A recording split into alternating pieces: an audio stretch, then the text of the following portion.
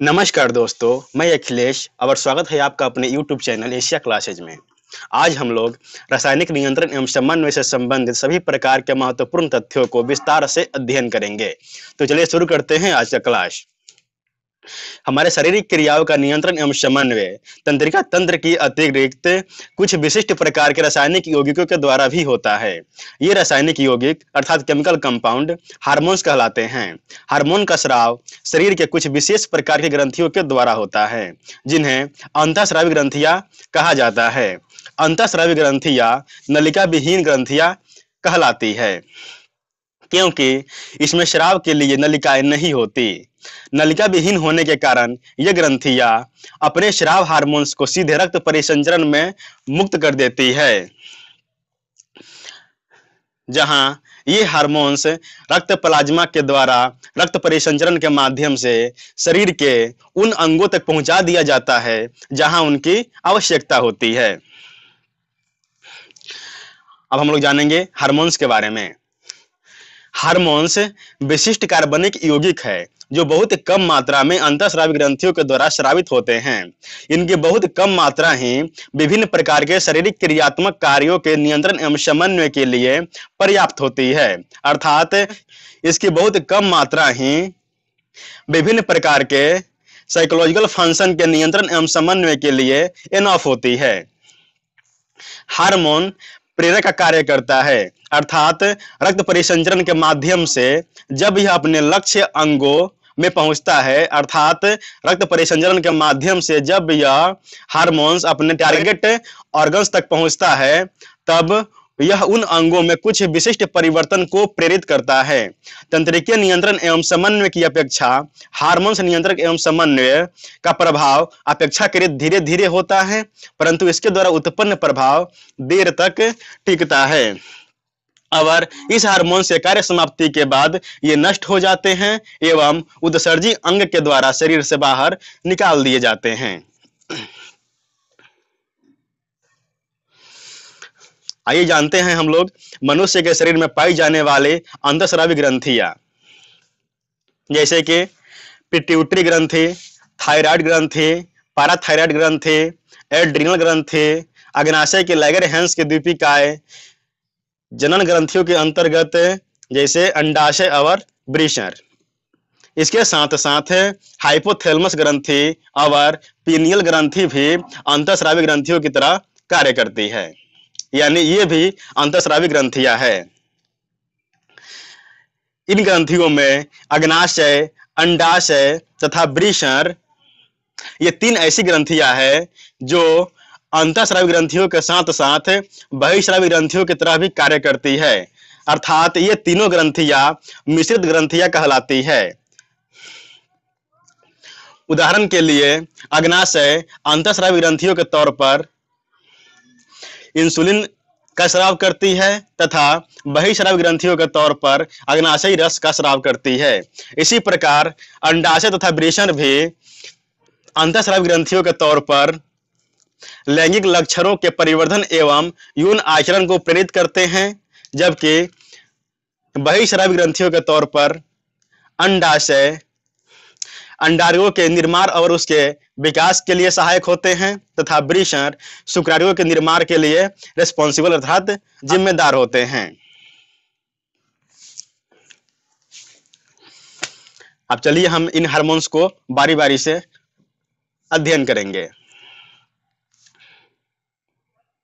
लेकिन इन हार्मोन्स को अध्ययन करने से पहले हम कुछ विशेष पॉइंट्स के बारे में जान लेते हैं।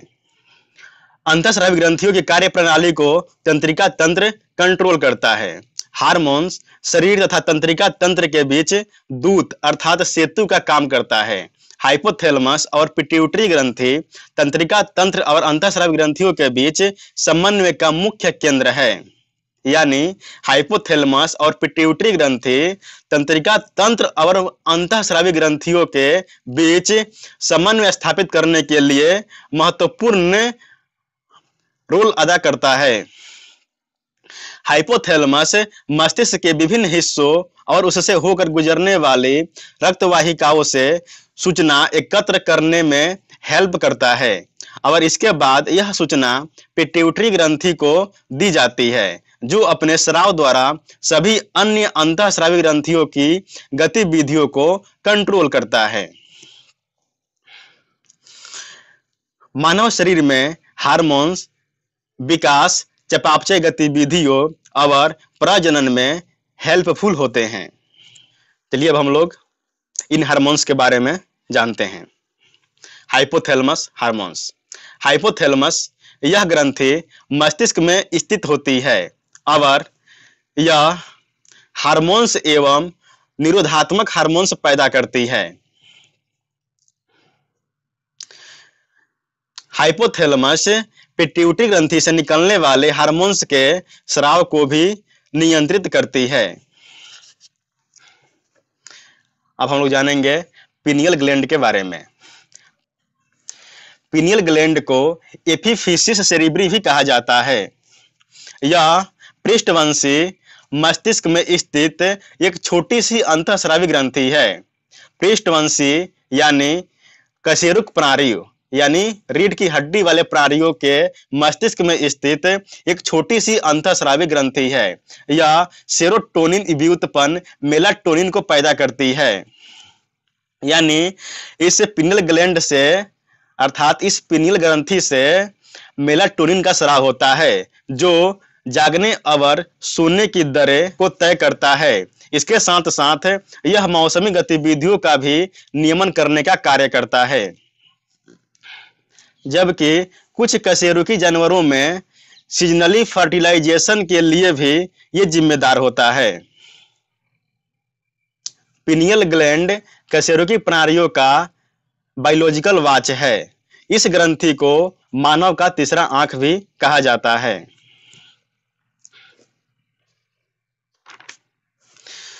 चलिए जानते हैं हम लोग पिट्यूटरी ग्लैंड के बारे में। पिट्यूटरी ग्रंथि यानी इसे हम पीयूष ग्रंथि भी कहते हैं। यह कपाल की स्फेनॉइड हड्डी में एक गड्ढे में स्थित रहती है। यह मस्तिष्क के अधर तल के मध्य में एक वृत्त अर्थात स्टॉक द्वारा संबद्ध रहती है। पिट्यूटरी ग्रंथि कई अन्य महत्वपूर्ण अंतःस्रावी ग्रंथियों का भी नियंत्रण करती है, इसलिए इसे मास्टर ग्रंथि भी कहते हैं।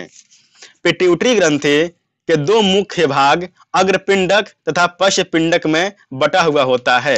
अग्रपिंडक अर्थात एंटेरियर लोब के अंतर्गत आने वाले हार्मोन्स जैसे फर्स्ट है ग्रोथ हार्मोन या इसे सोमेटोट्रोपिक हार्मोन भी कहा जाता है। सेकंड है थायराइड उद्दीपन हार्मोन। थर्ड है प्रोलैक्टिन हार्मोन। फोर्थ है ल्यूटिनाइजिंग हार्मोन।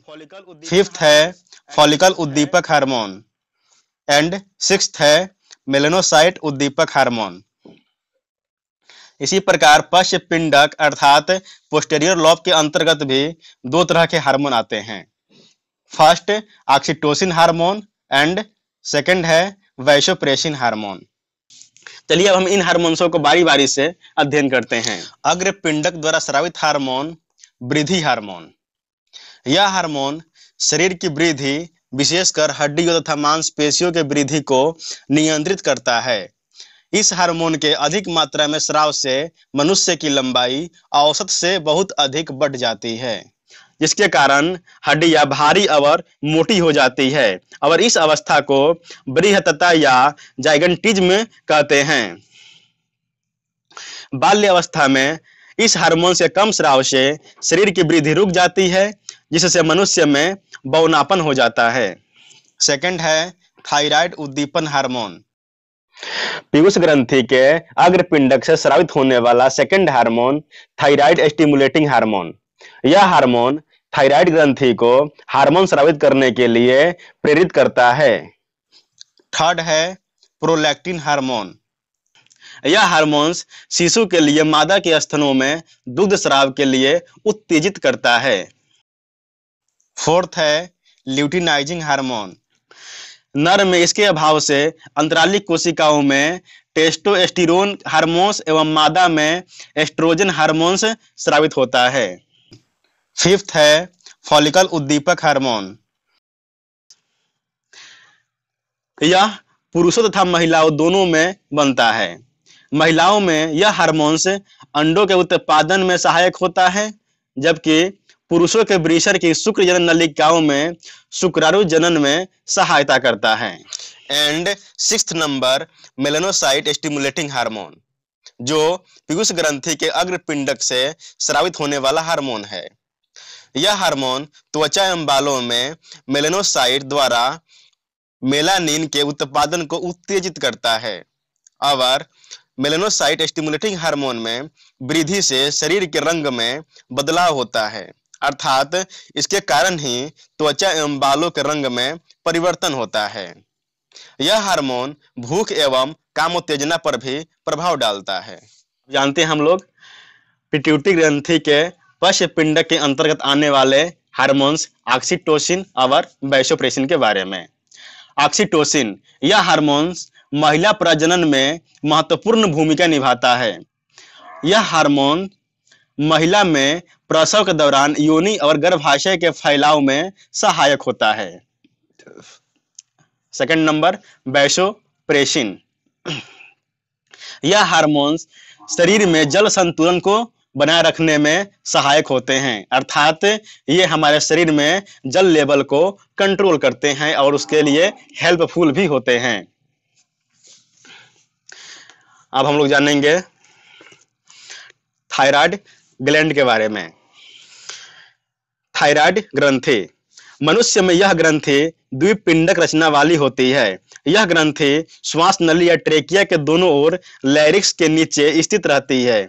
इस ग्रंथि के दोनों पिंड स्थमस के द्वारा एक दूसरे से जुड़े होते हैं। इस ग्रंथि के द्वारा स्राव थायरॉक्सिन हार्मोन्स होता है, यानी इस ग्रंथि के द्वारा थायरॉक्सिन हार्मोन्स का स्राव होता है।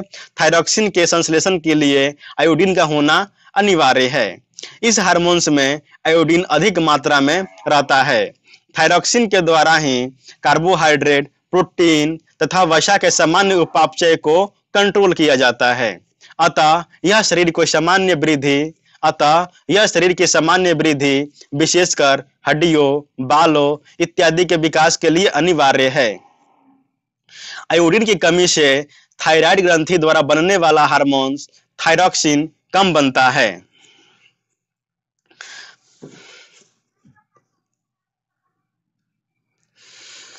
इस हार्मोन्स को बनने की गति को बढ़ाने के प्रयास में कभी-कभी थायराइड ग्रंथि बढ़ जाती है और इस ग्रंथि का बढ़ना ही घेंघा या गलकंड कहलाता है। थायरॉक्सिन की कमी से शारीरिक और मानसिक वृद्धि प्रभावित होती है। चलिए अब हम इसके बाद पैराथायराइड ग्रंथि के बारे में जानेंगे। यह ग्रंथि मटर की आकृति की पॉली युक्त ग्रंथियां है। यह थायराइड ग्रंथि के पीछे स्थित रहती है और संयोजी ऊतक के एक संपुट द्वारा इससे अलग रहती है। यानी यह जो है ग्रंथि या थायराइड ग्रंथि से संयोजी ऊतक के एक संपुट द्वारा अलग रहती है। इसके द्वारा स्रावित हार्मोन जो होते हैं वे रक्त में कैल्शियम की मात्रा को कंट्रोल करते हैं। अब चलिए जानेंगे हम लोग एड्रिनल ग्लैंड के बारे में। एड्रिनल ग्लैंड से निकलने वाले हार्मोन्स को लरो एवं उरो हार्मोन्स अर्थात फाइट एंड फ्लाइट हार्मोन्स भी कहा जाता है। यह सुप्रारिनल ग्लैंड भी कहलाता है। इसका एक अन्य नाम है सुप्रारिनल ग्लैंड। यह ग्रंथि प्रत्येक वृक्क के ऊपरी सिरे पर अंदर की ओर स्थित रहती है। वस्तुतः एड्रिनल ग्रंथि के दो भाग होते हैं। बाहरी भाग कार्टेक्स कहलाता है तथा अंदरूनी भाग मेडुला कहलाता है। ये दोनों भाग कार्यात्मक रूप से तथा उत्पत्ति में भी एक दूसरे से भिन्न होते हैं, अर्थात अलग अलग होते हैं। एड्रिनल कार्टेक्स द्वारा स्रावित हार्मोन्स एवं उसके कार्य। इसके द्वारा 3 तरह के हार्मोन स्रावित होते हैं: गल्गोकार्टियोक्वाइट्स, मिनरलोकार्टियोक्वाइट्स और लिंग हार्मोन्स। गल्गोकार्टियोक्वाइट्स के द्वारा भोजन उपापचय में इसकी महत्वपूर्ण भूमिका होता है। यानी गल्गोकार्टियोक्वाइट्स जो होते हैं ये हार्मोन्स भोजन उपापचय में महत्वपूर्ण भूमिका निभाते हैं। ये कार्बोहाइड्रेट, प्रोटीन एवं वसा उपापचय को कंट्रोल करते हैं। शरीर में जल संतुलन को भी नियंत्रित करते हैं एवं इसके साथ साथ इलेक्ट्रोलाइट्स अर्थात सोडियम, पोटेशियम, कैल्शियम के नियंत्रण में भी सहायक होते हैं। Second number mineralocorticoids. इसका मुख्य कार्य वृक्क नलिकाओं द्वारा लवण के पुनः अवशोषण एवं शरीर के अन्य लवणों की मात्रा को कंट्रोल करना होता है। यह शरीर में जल संतुलन को भी नियंत्रित करते हैं। थर्ड नंबर लिंग हार्मोन्स। ये हार्मोन्स पेशियों तथा हड्डियों के परिवर्धन, बाह्य लिंगों, बालों के आने का प्रतिमान एवं यौन आचरणों को भी कंट्रोल करते हैं, यानी उसको नियंत्रित करते हैं। कार्टेक्स में विकृति हो जाने पर, यानी जो एड्रिनल का पार्ट है कार्टेक्स, जो बाहरी भाग है, इसमें विकृति हो जाने पर उपापचयी प्रक्रमों में गड़बड़ी उत्पन्न हो जाती है और यह रोग एडिशन रोग कहलाता है। अब आते हैं एड्रिनल ग्रंथि के सेकंड पार्ट, एड्रिनल मेडुला, जो कि अंदरूनी भाग है। इसके अंतर्गत दो हार्मोन्स आते हैं, एपिनेफ्रिन और नॉरएपिनेफ्रिन। एपिनेफ्रिन हृदय स्पंदन एकाएक रुक जाने पर उसे पुनः चालू करने में सहायक होता है। जो एपिनेफ्रिन जो हार्मोन्स है, जब हृदय स्पंदन एकाएक रुक जाता है तो उसको पुनः चालू करने में यह हार्मोन्स सहायक होता है।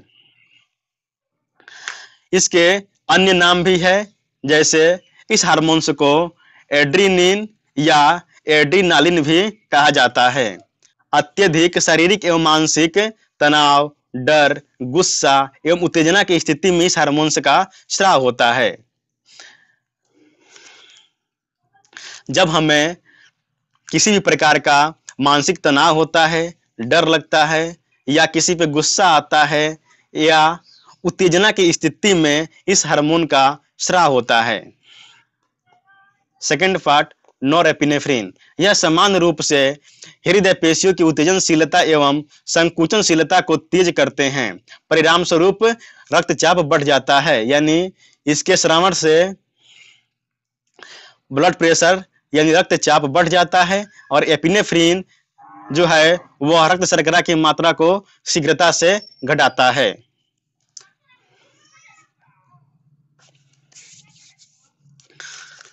अब हम लोग जानेंगे अग्नाशय की लैगरहैंस की द्वीपिकाओं के बारे में।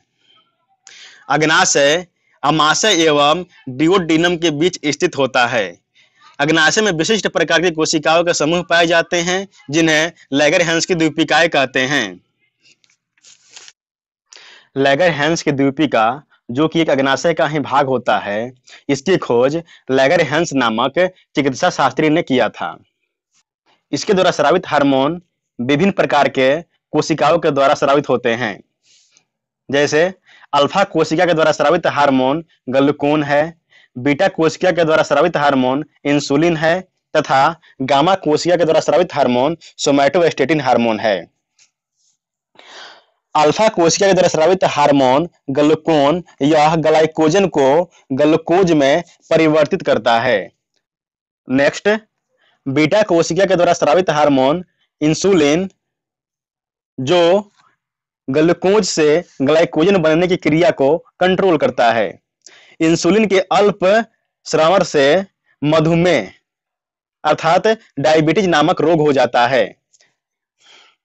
रक्त में ग्लूकोज की मात्रा बढ़ना ही मधुमेह कहलाता है। नेक्स्ट, सोमैटोस्टेटिन हार्मोन, यह पॉलीपेप्टाइड हार्मोन होता है। सोमैटोस्टेटिन वृद्धि हार्मोन की कार्रवाई को अवरुद्ध करता है। यह जो हार्मोन है, यह हार्मोन वृद्धि हार्मोन की कार्रवाई को अवरुद्ध करता है। यह रक्त वाहिकाओं को बाधित यानी संकुचित करके भोजन पाइप से रक्तस्राव को घटाता है। जनन ग्रंथियों के अंतर्गत आने वाले अंडाशय तथा वृषण अंतःस्रावी ग्रंथियों के तौर पर क्या कार्य करती है, चलिए जानते हैं इसके बारे में। फर्स्ट, अंडाशय, यह मादा जनन ग्रंथि है। इसके द्वारा कई हार्मोन का स्रावन होता है, जैसे एस्ट्रोजन, प्रोजेस्टेरॉन और रिलैक्सिन। First, estrogen hormone. हालांकि एस्ट्रोजन उत्पादन का अधिकांश हिस्सा अंडाशय में होता है। एस्ट्रोजन प्रजनन और यौन विकास में एक महत्वपूर्ण भूमिका निभाता है। यह तब शुरू होता है जब कोई व्यक्ति यौवन तक पहुंचता है। Next, progesterone hormone. अंडाशय, अधिवृक्क ग्रंथियां और प्लेसेंटा हार्मोन प्रोजेस्टेरॉन का उत्पादन करते हैं। प्रोजेस्टेरॉन मासिक चक्र को स्थिर करने में मदद करता है, यानी इसके लिए यह हेल्पफुल होता है और गर्भावस्था के लिए शरीर को तैयार करता है। यह एस्ट्रोजन के सहयोग से स्तन वृद्धि में सहायता करता है। Next, relaxin hormone. यह हार्मोन गर्भावस्था के समय अंडाशय, गर्भाशय एवं अपरा में उपस्थित रहता है। यह हार्मोन प्यूबिक सिफाइसिस को मुलायम करता है और यह गर्भाशय ग्रीवा को चौड़ा करता है ताकि बच्चा आसानी से पैदा हो सके। इसके अलावे बालिकाओं के शरीर में यौनावस्था में होने वाले सभी परिवर्तन, जैसे स्किन का ऑयली होना, बाह्य अनलांग के समीप बाल आना, स्तनाग्र अर्थात निप्पल के चारों ओर की त्वचा का रंग ज्यादा गाढ़ा होना इत्यादि इन हार्मोनों के कारण ही होता है। नेक्स्ट, जनन ग्रंथि वृषण। वृषण द्वारा स्रावित हार्मोन को एंड्रोजन्स कहते हैं। सबसे प्रमुख एंड्रोजन हार्मोन को टेस्टोस्टेरोन कहते हैं। टेस्टोस्टेरोन एंड्रोजन समूह का एक स्टेरॉयड हार्मोन है। यह हार्मोन पुरुषोचित लैंगिक लक्षणों के परिवर्धन एवं यौन आचरण को प्रेरित करता है, यानी इन हार्मोन के कारण ही पुरुषों के शरीर में यौनावस्था में होने वाले सभी परिवर्तन, जैसे कि स्किन का ऑयली होना, बाह्य अनलांग के समीप बाल आना, दाढ़ी एवं मूछों का उगना, स्वर यंत्र या लैरिक्स के परिपक्व होने के कारण आवाज में भारीपन आना इत्यादि सभी प्रकार के परिवर्तन इस हार्मोनों के कारण ही होता है। तो आज के लिए इतना ही। धन्यवाद।